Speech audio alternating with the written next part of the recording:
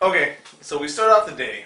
Me and Chuckles were going to go on our game hunt, and Ruben Steele was supposed to go too, but he couldn't make it because he was in Mexico or something like that. And Chuckles tells me, oh, 8-Bit Eric wants to go. And it's like, fuck.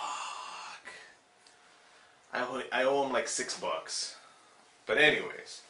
So it's like, okay, so we'll take him. But I don't want to take him to the regular place that we go because then he'll buy up all this shit. Because he's a bitch like that.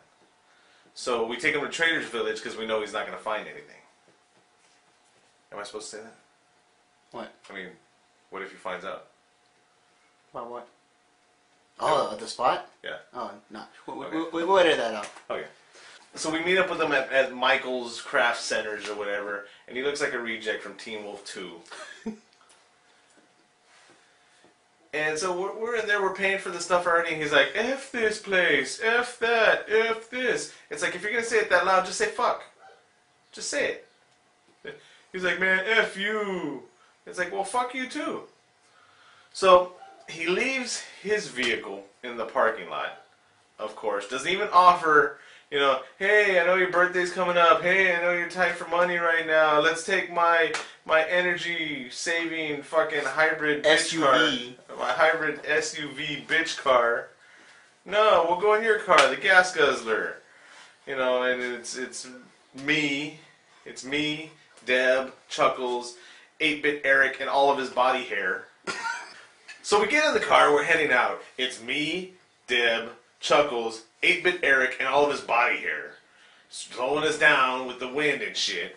But anyways, we head out there, we get to Trader's Village. And it's like, okay, we're in my car, we're using my gas, you're stinking it up. You know, chip in, it's $2 to get into the place. And so he's like, oh, F that, man, I'm not gonna chip in, blah, blah, blah, whiny fucking voice, Jay's top loader. And it's like, so Chuckles gives me $1.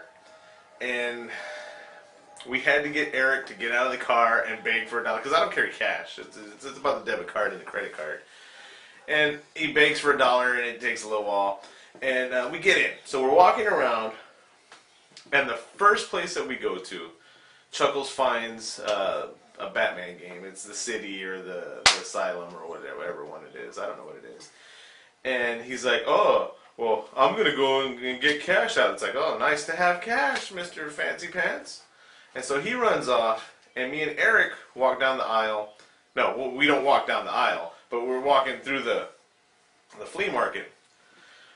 And I spot the Coleco games, and I start walking over there. I was like, hey, this guy's got Coleco games and G.I. Joes. Let's go check it out. So what's he do? His bitch ass runs over there and he tells the guy, oh, this is Smurfs. This is a hard to find game, blah, blah, blah. How much do you want for it? And I'm like, motherfucker. The guy charges him $4 for the Smurfs by itself. And we're walking away and he's like, dude, I should have tried to make a deal for all the games. And right as soon as he says that, the guy says, I'll sell you all the games for $1 each. So, no matter what he says, he didn't finagle it, he didn't work it and get all the games and all that. The guy was packing up all his shit, and he told Eric, I'll sell you these games for $1 each. So what does Eric do? Can I use the $4 that I used for the Smurfs towards the 3 other games? And the guy laughs. Needless to say, Eric walks out with a bunch of ColecoVision games. $4 for the Smurfs, though. $4. So Chuckles comes back, and he's got like $300 cash on him. And it's like, oh, did you go get Batman? He's like, no, it's too much. It's $10. I was like, you got $300 on you right now. No, I'm not going to pay $10 for a new game. And so we're walking down the different aisles there at the flea market. And, you know, it's me, Deb, Chuckles, 8-Bit Eric's arm hair. And then further down the way is 8-Bit Eric.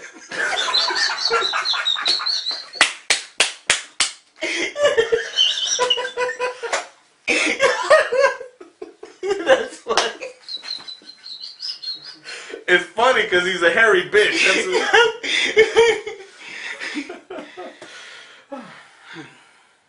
And so me and Deb go up like 2 booths.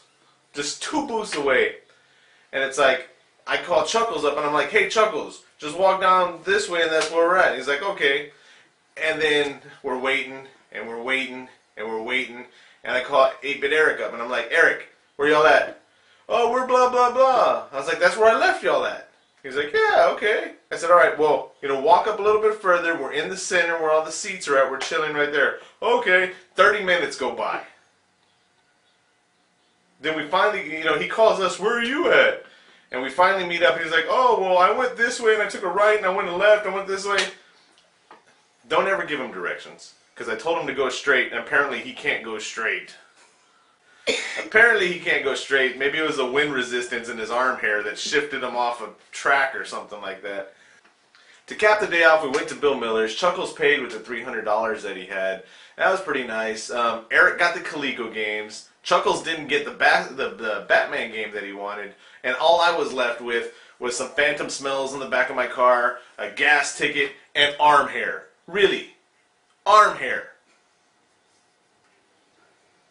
Thanks, Eric. Okay.